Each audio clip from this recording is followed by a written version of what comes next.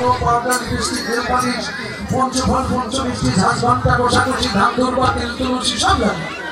ও বৌমা, আমি তো জীবনে কখনো শুনিনি যে পূজা করতে গেলে কসমেটিক লাগে। তোমার আগে লাগতো না, কিন্তু আজকাল লাগে। কেন লাগে? কেন লাগে আমি আর কি বলবো, তুমি ব্রজবাসীদের দিকে একটু তাকাও, এদের সাজবেশ গুলো দেখো। ওরকম সাজবেশ না দিলে কি ওরা আমার সাথে যাবে? তা ঠিক আছে বৌমা, ঘরে যেগুলো আছে এগুলো তুমি সাজাও। এই যে শ্রীমতীরা, তোমরা একটু ওদিকে সরিয়ে যাও, একটু জায়গাটা কাটবে।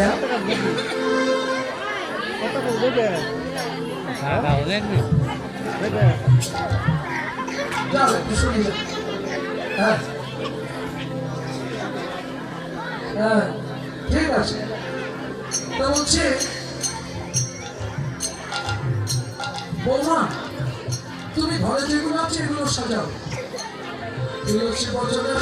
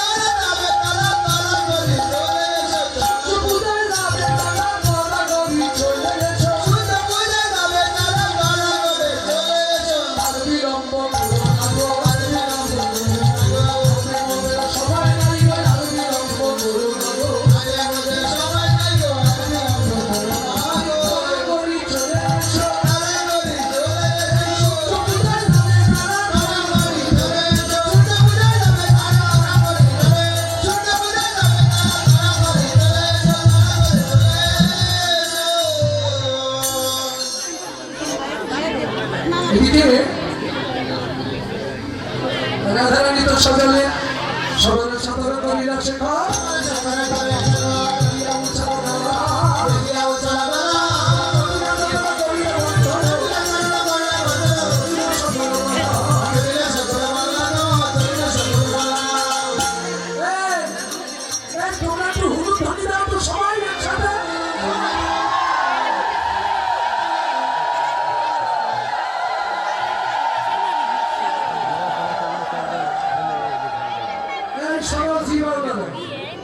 তোমরা যারা ফাঁকি দেওয়া ফলে বুঝবো ঠেলা। বৃন্দাবনে এসে কেউ ফাঁকি দেওয়ার চেষ্টা করো না। যারা হুলু দেওয়ার পানি তারা হুলু দাও। সবাই হুলু ধ্বনি দিলে তোমাদের এই জিতটার সততা আসবে। আজকে সূর্য পূজায় হরিবাসরে এই নবনির্বাচিত বৃন্দাবন মাঝে যারা রাধা গোবিন্দের নামে হুলু ধ্বনি জয় ধ্বনি দেবে, তাদের জিহ্বা মিথ্যা কথা না বলতে পারবে, তাদের জিহ্বা সবসময় সত্য প্রকাশ করতে পারবে। জয় নিতাই গৌর শিবনাথ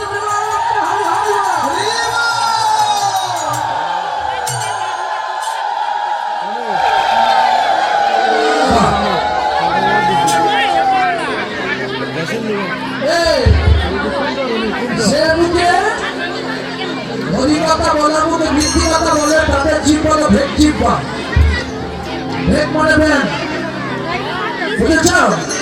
জানি দেবো করে না, ওরা করে আষাঢ় মাসে, আর হরি বছরে হরি পাওয়ার আসে মুসলমানরা হলুদ ধ্বনি করে। ঠিক আছে? তো জিহ্বাটা যেন ভক্তের জিহ্বা তৈরি করুন, জিহ্বা তৈরি করে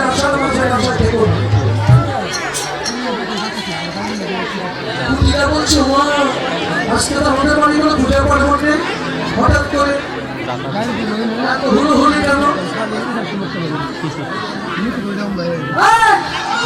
খুব পরীক্ষা এত হয়েছে কেন? এত নাম কত দেখে এত ছিল না তো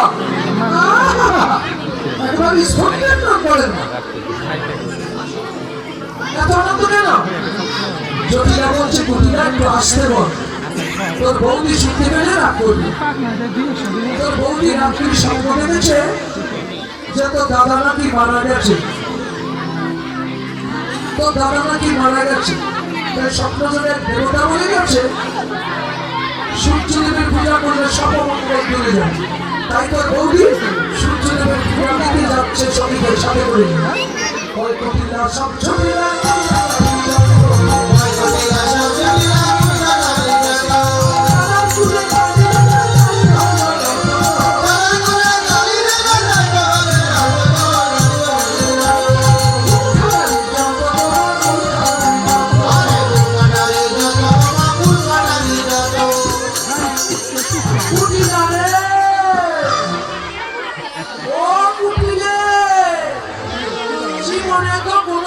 সন্তানের মা হতে পারবি না।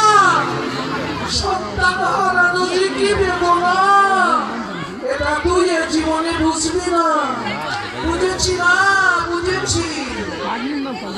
ঠিক তোমার যেখানে দুর্বলতা বউ সেই জায়গায় আঘাত করেছে।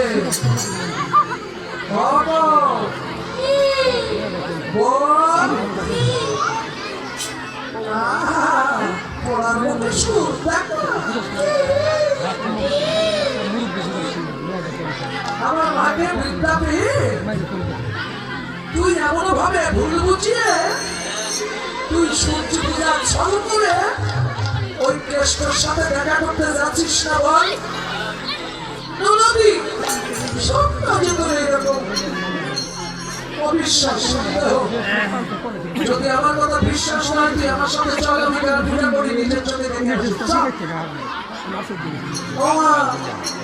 ঘটনা মনে হয় সত্য, না হলে বউ তো আমি নিতে চাইতো না। তোমরা বনের পথ ঘাটছে না, তোমরা তোদের পথ ঘাটছে না, আমি করছি। আমি আগে আগে যাই আর তোমরা আমার পিছে পিছে যাও। চলো রে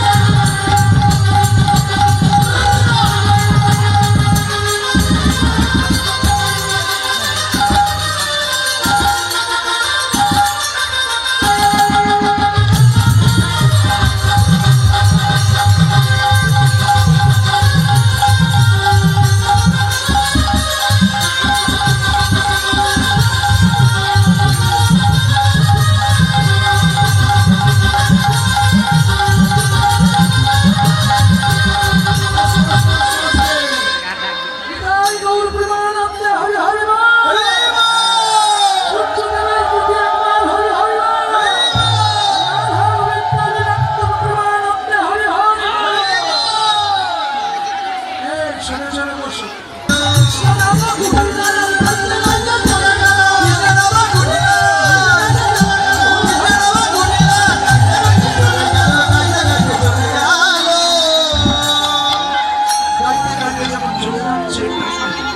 এবার লীলা সংসারে চলে গেছে। এবার রাধা কুণ্ডে ফিরে এসে রাধা কৃষ্ণকে পেয়ে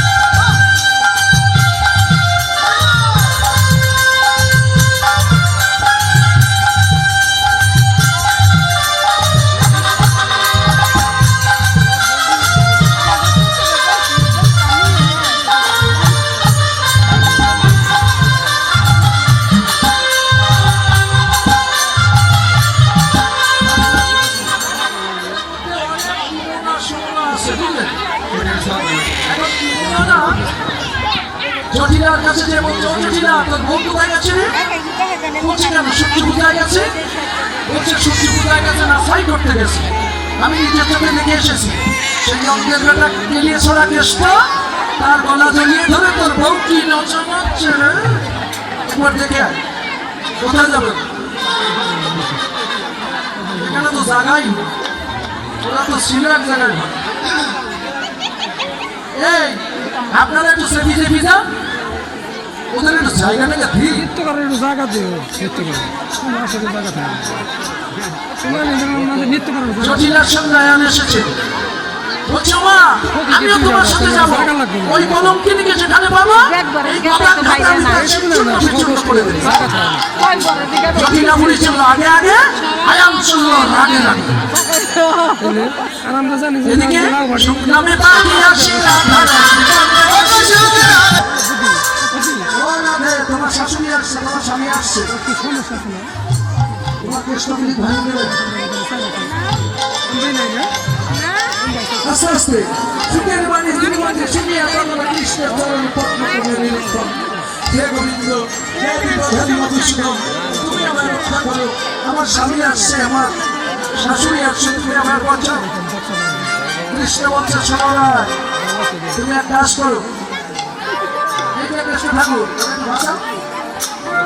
বলছে তুমি এক কাজ করো, তোমার এই সঙ্গীদের সাথে করে নিয়ে ও ঠাকুরের মন্দিরে যাও, সূর্য কুণ্ডে যাও। ভজন ভগবান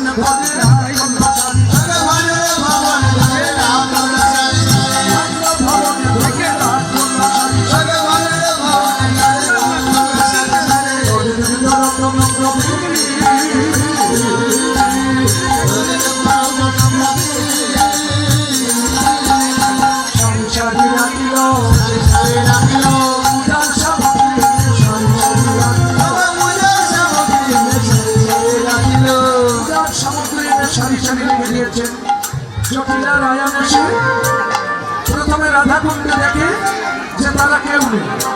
এবারে গেল কোথায়? চলো তো সূর্যকুণ্ডে যাই। জটিলার আয়ান এসে সূর্যকুণ্ডে দেখে এই আপনারা যেমন কিলবিল করছেন না, এরকম কবিরা সবিরা সব কথা বলাবলি করছে। এদিকে জটিলা বলছে ও আয়ান শোন বাবা শোন, চোর ধরতে গেলে চোর হতে হবে। চল আমরা মন্দিরের পিছনে যাই, ওরা কার পূজা করে কি মন্ত্র বলে সব আমরা কান থেকে শুনি। লোকের কথাই কিছু করতে নাই বাবা, নিজে কিছু প্রকাশ্যে দেখতে হয়। লোক তো রেগে যায়, লোকের সবার সংসার ভঙ্গ করার জন্য আছে। এই সংসারের মধ্যে যদি আউট কোন সংসারে যুক্তি বুদ্ধি ঢোকে, সে সোনার সংসার হলে শ্মশান করতে মোটে 7 দিন সময় লাগবে না। বুঝেছ? তাই লোকে যেটা বলছে সত্য কি মিথ্যা একটু যাচাই করে নিও।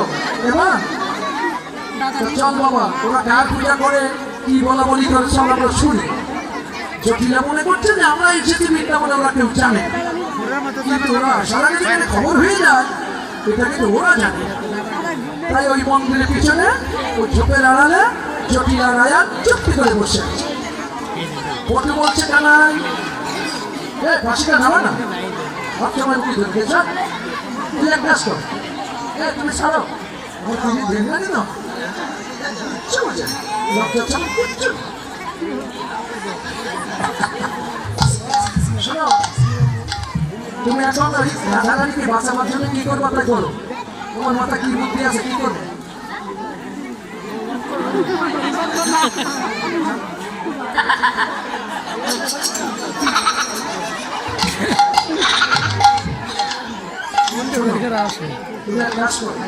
বন্ধু বলছে কানাই কি করবি, এরা তোকে নিয়ে যত যাবে, তুই যদি এই দলের মধ্যে না থাকবি এরা সব কোনো নিশ্চিন্তে থাকতো।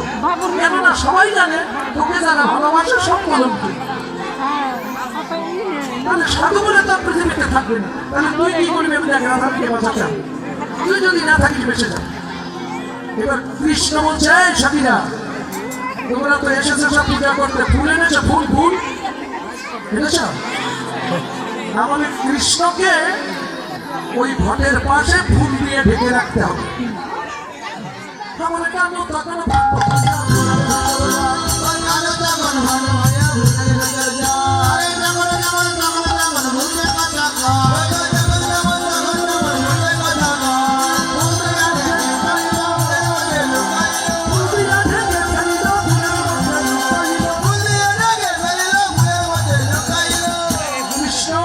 আস্তে আস্তে আর ছড়িও না, ফুলের মধ্যে কৃষ্ণ লুকিয়ে গেছে। এইবার ফুলের ভিতর থেকে কৃষ্ণ বলছে আস্তে, জয় রাধে। শোনো রাধা পতিব্রতা কেনে করো স্তুতি, ওই বুড়ির পাপে জানিব তাপে মরবে তোমার পতি। কোলের কুমার তার গাই পয়সা আর ঝি জামতা আনি হেতা করিব ছাড়খা। যে আমার ভক্তের অবমাননা করতে চায় আমি তার বংশ ধ্বংস করে দেব।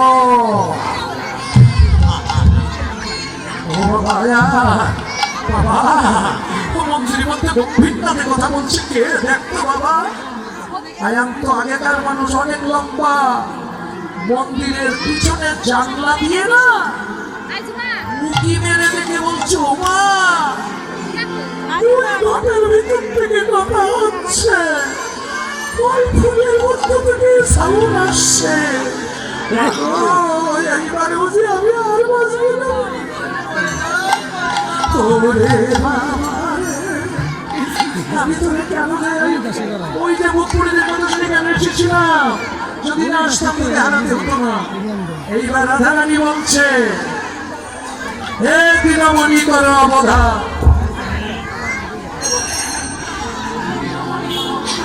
দিনমণি কর অবধা, তুমি যদি মরে যাবে তবে মোর কি বা হবে? গঙ্গাজে রাখিব পরাণ,